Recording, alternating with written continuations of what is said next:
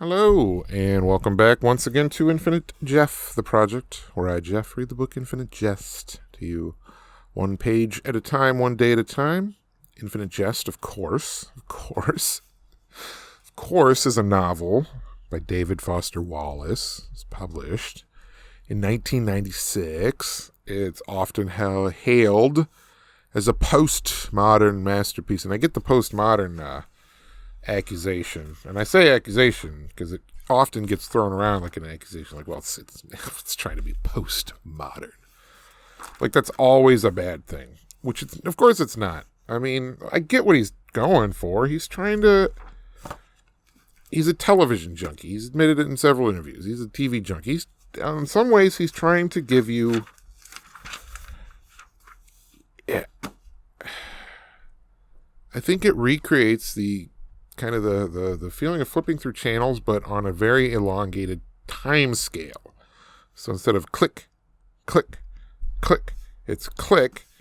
And then, in that 2 seconds of time between the next click, he goes on to describe in excruciating detail what's happening in that 2 seconds. And then on to the next one, click, click, click. So we're jumping around. I mean,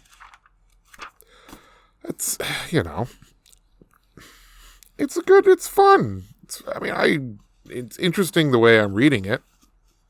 When I tried to read it legitimately, when I first tried to read it, back in 3-4 years ago, I probably got 100 pages in, maybe 50, some amount of pages in, not as far as I am now. But I'm only on page 287. This book is over 1,000 pages. So I'm realistically, maybe,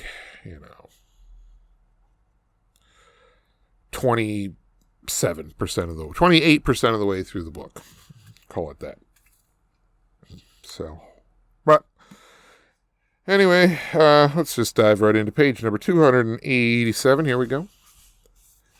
View before the MDR, footnote 99, exemption panel, just as the school was trying to readjust to new ONANTA accreditation procedures after years of USTA accreditation procedures.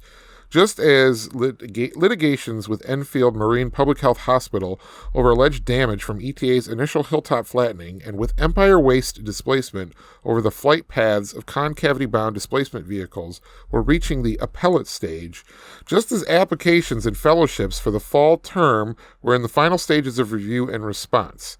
Well, someone had to come in and fill the void. And that person was going to have to be someone who could achieve total worry without becoming paralyzed by the worry or by the absence of minimal thank yous for inglorious duties discharged in the stead of a person whose replacement was naturally going to come in for some resentment, Tavis felt.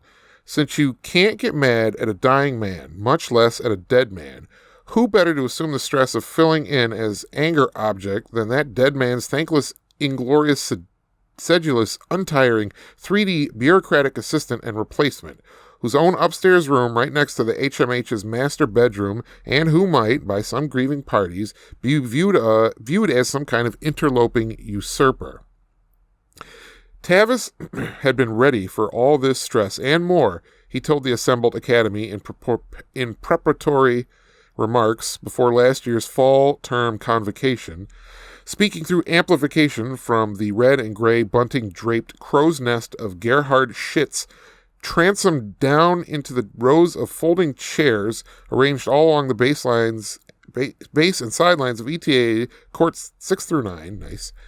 He not only fully accepted the stress and resentment, he said he had worked hard and would continue, in his dull, quiet, unromantic fashion, to work hard to remain open to it, to this resentment and sense of loss and irreplaceability, even after 4 years, to let everyone who needed to get it out. The anger and resentment and possible contempt for their own psychological health, since Tavish acknowledged publicly that there was more than enough on every ETA's plate to begin with as it was.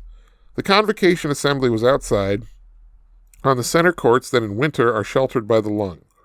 It was the 31st August in the year of the dairy products from the American heartlands, hot and muggy. Okay, that's what YDPAH is. You might be forgiven for thinking it's the year of the Depend adult undergarments at a glance. Hot and muggy. Upperclassmen who'd heard these same basic remarks for the past 4 years made little razor to jugular and hangman's nooses over imaginary cross-beam motions, listening. The sky overhead was glassy blue between clots and strings of clouds moving swiftly north.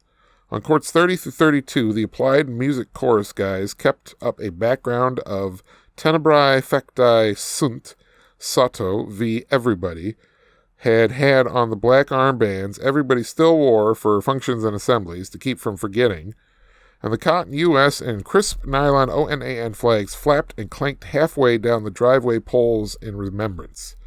The Sunstrand Plaza, still as of that fall, hadn't yet found a way to muffle its East Newton Ask Me fans, and Tavis's voice, which even with the police bullhorn tended to sound distant and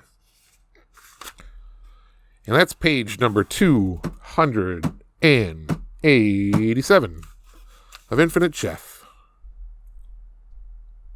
So, be fruitful and multiply.